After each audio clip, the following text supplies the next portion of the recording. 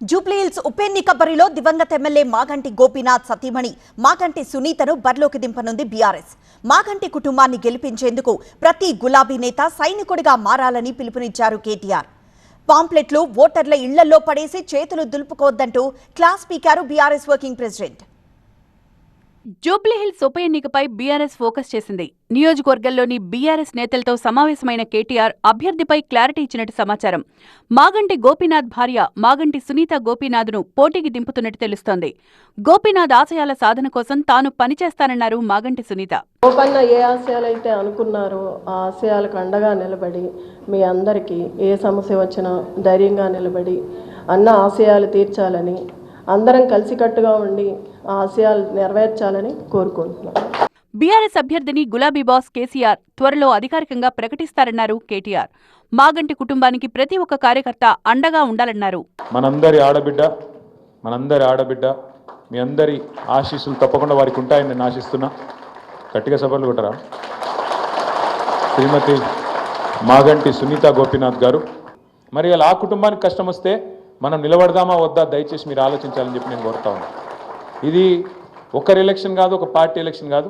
ఎవరిది వాళ్ళే మనం అనుకోవాలి, మనమే క్యాండిడేట్ అనుకోవాలి, మనమే జిద్దు మీద కొట్లాడాలి. సర్వే ప్రకారం ఏ చోట బీఆర్ఎస్ ఆధిక్యంలో ఉందో, ఏ చోట వెనుకబడిందో కార్యకర్తలకు వివరించారు బీఆర్ఎస్ వర్కింగ్ ప్రెసిడెంట్.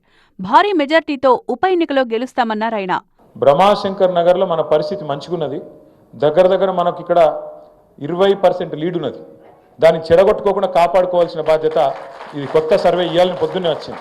हबीब फातिमा नगर में थोड़ा कांटों का मुकाबला चल रहा यहाँ पे बराबरी में है बात కొద్దిగా సేమ్ టైట్ నడుస్తుంది. కార్మిక నగర్లో మనం 6% ముంగటున్నాం, కానీ ఇంకా మేనేజ్ చేయాలి. 10% దాటాలి. కార్మిక నగర్లో కూడా 6% ముంగటున్నాం. 10% దాటాలంటే మనం కొద్దిగా తనలాడాలి.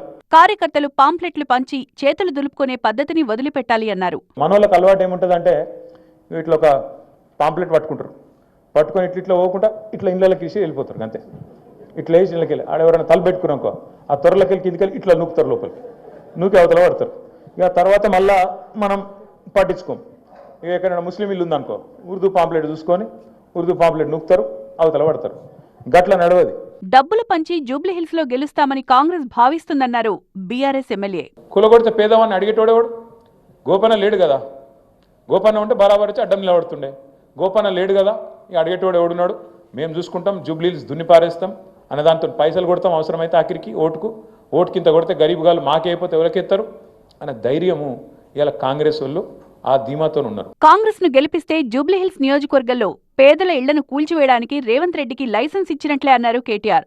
జూబ్లీహిల్స్ లో బీఆర్ఎస్ ను గెలిపించాలని పిలుపునిచ్చారు ఆయన.